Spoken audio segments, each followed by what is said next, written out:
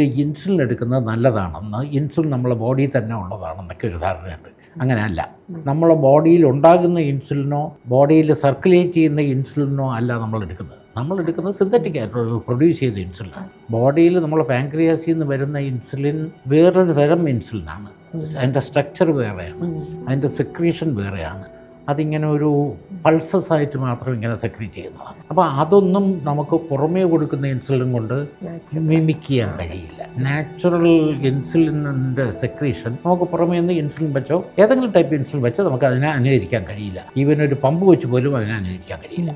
അപ്പോൾ നമ്മൾ ഈ ഇൻസുലിൻ ഉപയോഗിക്കുന്ന ബ്ലഡ് ഷുഗർ കുറയ്ക്കാനാണ്. പണ്ട് കാലത്ത് വല്ല ഇപ്പോൾ ടാബ്ലറ്റ്സ് ഒക്കെ അവൈലബിൾ ആണ്. പുതിയ ടാബ്ലറ്റ്സ് ഉണ്ട്, പുതിയ രീതിയിൽ വർക്ക് ചെയ്യുന്ന ടാബ്ലറ്റ് ഉണ്ട്. ഹാർട്ടിനെ പ്രൊട്ടക്ട് ചെയ്യുന്ന തരം ഡയബറ്റിക് മെഡിക്കേഷൻസ് ഉണ്ട്, കിഡ്നിയെ പ്രൊട്ടക്ട് ചെയ്യുന്ന തരം ഡയബറ്റിക് മെഡിക്കേഷൻസ് ഉണ്ട്. അപ്പോൾ ഇങ്ങനെയുള്ള മരുന്നുകളുടെ അഡ്വാൻറ്റേജ് നോക്കണം. ഇൻസുലിൻ ആകെ ചെയ്യുന്നത് ബ്ലഡ് ഷുഗർ കുറയ്ക്കും എന്നുള്ളത് മാത്രമേ ഉള്ളൂ. ഇൻസുലിൻ നിങ്ങൾക്ക് ആവശ്യമാണ് ചില സിറ്റുവേഷനിൽ. പേഷ്യൻ്റ് ഇൻഫെക്ഷൻ ഉണ്ട്, സെല്ലൈറ്റിസ് ഉണ്ട്, അല്ലെങ്കിൽ ഒരു ഹാർട്ടിൻ്റെ പ്രോബ്ലം ഉണ്ട്, സർജറി ഉണ്ട്, അങ്ങനെയൊക്കെയുള്ള സിറ്റുവേഷനിൽ ഇൻസുലിൻ വേണം. അല്ലാത്ത സിറ്റുവേഷനിൽ ആവശ്യമില്ല. നമ്മൾ ഈ ഡയബറ്റീസിനുള്ള മെഡിസിൻസ് ഉപയോഗിക്കുന്നതിൻ്റെ ബേസിക് ഉദ്ദേശം എന്താ? ഹാർട്ടിൻ്റെ അസുഖം വരാതിരിക്കുക, കണ്ണിന് അസുഖം വരാതിരിക്കുക, നെർവിൻ്റെ അസുഖം വരാതിരിക്കുക, സ്ട്രോക്ക് വരാതിരിക്കുക, ഇതൊക്കെയാണ്. അപ്പോൾ അങ്ങനെ ഉള്ള പ്രൊട്ടക്ഷൻ തരുന്ന മെഡിസിൻസ് അവൈലബിൾ ആണ്. ഇൻസുലിൻ അത് തരില്ല. അപ്പോൾ അങ്ങനെയുള്ള ടാബ്ലറ്റ്സ് ഇപ്പോൾ അവൈലബിൾ ആയിരിക്കുമ്പോൾ ഒരു ഇൻസുലിന് പോകേണ്ട കാര്യമില്ല.